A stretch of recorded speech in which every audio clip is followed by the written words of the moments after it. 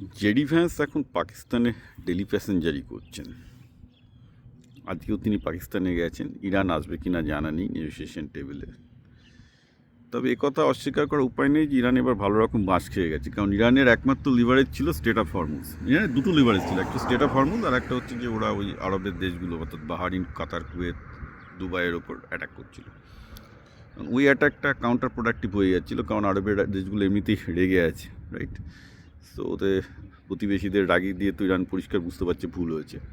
State of Hormuz যেটা ওদের একমাত্র চাবিকাঠি ছিল, সেটা তো এখন আমেরিকার হাতে। আমেরিকা ওমানে এখন ওদেরকে এফেক্টিভলি বলেছে ইরান তো নিজেদের জাহাজই পাস করতে পারছে না, আবার অন্য কাউকে এখন কী অবরোধ দেবে।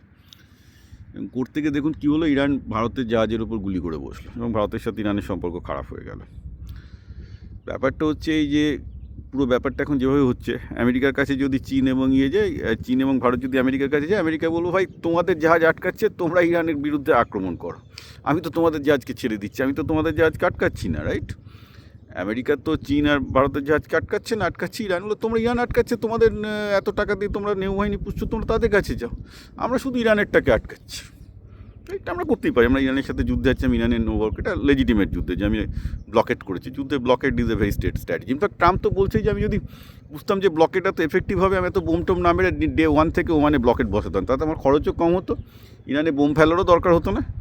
ব্লকেট হলে ইরানের ইকোনমি পুরো ক্লাস হয়ে যাবে। কারণ ইরানের সমস্যাটা কোথায়, যে গালফ অফ যে যে বেসিক্যালি যে পার্সিয়ান গল্ফকে ইরান চোখ করার চেষ্টা করছে, সেখান দিয়ে তো ওদের নিজেদের 80% 90% পুরোপুরি ট্রাফিক তো মানে গুডস ট্রাফিক তো ওখান দিয়ে যায়, ওটা চোখ করে দিলে ইরানের অর্থনীতি পুরো ধ্বংস হয়ে যাবে।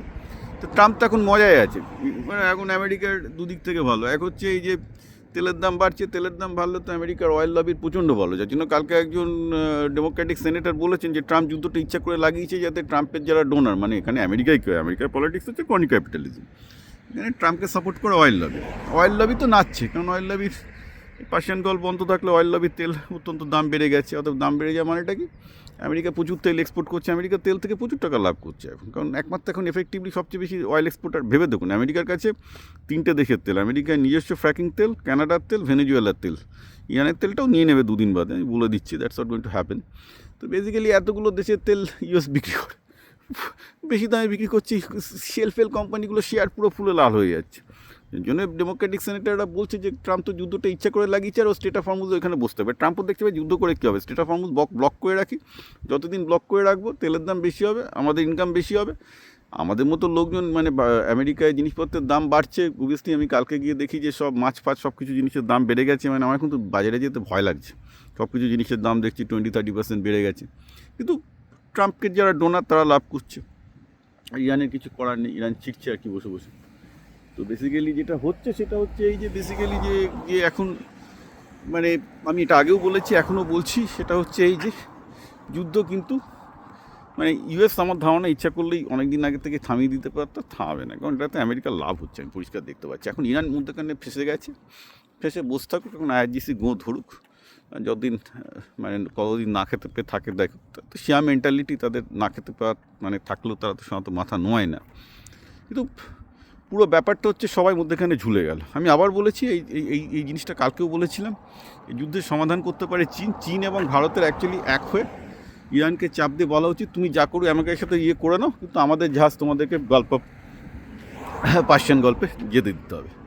চীন এবং ভারত যদি এখন যুগ্মভাবে, ইনফ্যাক্ট ভারতেরও দরকার নেই, চীন যদি ইরানকে প্রেশারাইজ করে তাহলেই সমস্যার সমাধান হয়ে যায়। এখন চীনও প্রেশারাইজ করবে কিনা জানি না, কারণ চীন তার সমস্ত অয়েল এবং গ্যাস রাশিয়া থেকে কিনতে পারে। চীনের যে খুব একটা পার্সিয়ান গল্পে মাথা ব্যথা আছে তাও নেই, মাথা ব্যথা ভারতের, যেমন ভারতকে ওখান থেকেই কিনতে হবে।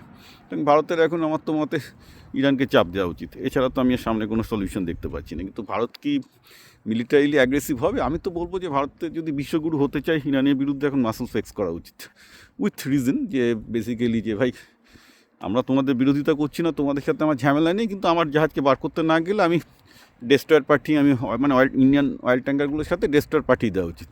কারণ এখন একটা ব্যাপার বোঝা গেছে যে চায়না ছাড়া ইরানের কিছু নেই, ঠিক আছে? কারণ আমেরিকান ডেস্ট্রয়ারগুলোর উপর ইরান কদিন অ্যাটাক করতে পারেনি, যে গল্প প্রমাণে এতগুলো আমেরিকার যুদ্ধজাহাজ বসে আছে, ইরান অ্যাটাক করছে না কেন?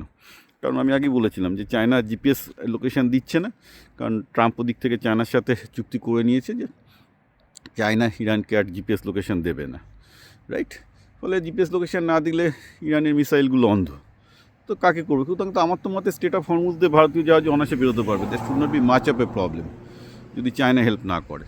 তো ইন্ডিয়ার তো আমার মতে ডেস্ট্রয়ার, মানে আমেরিকা যেরকম করেছে সেরকম ডেস্ট্রয়ার পাঠিয়ে বার করে নেওয়া উচিত। এবার তুমি গানবোট পাঠালে পাঠাও, আমি তোমার গানবোটকে ধ্বংস করে দেবো। ইরান যদি 2-4টে গানবোট নিয়ে ইরানে আমি অ্যাটাক করতে যাই, গানবোটগুলোকে উড়িয়ে দাও সরাসরি, কারণ ওদের গানবোট ছাড়া এখন কিন্তু জাহাজ ঠেকানোর কোনো উপায় নেই। মিসাইল ছুড়ে জাহাজ আটকাতে পারবে না, কারণ ওরা বেসিক্যালি জিপিএস লোকেশান আর চায়না থেকে পাচ্ছে না।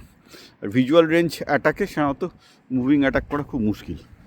তো আমার মনে হয় ভারতের একটু অ্যাগ্রেসিভ পোস্টার নেওয়া উচিত, keeping the friendship with Iran. ভাই তোমরা একবার মুখে বলছো ফ্রেন্ডশিপ, বারবার আমাদেরকে গানবোট থেকে গুলি চালাচ্ছ, সব ছাড়ো, আমি আমার ডেস্ট্রয়ার পাঠাচ্ছি, গানবোট আসলে তোমাদের গানবোটকে আমি উড়িয়ে দেবো, এটা ছাড়া কিন্তু হবে না।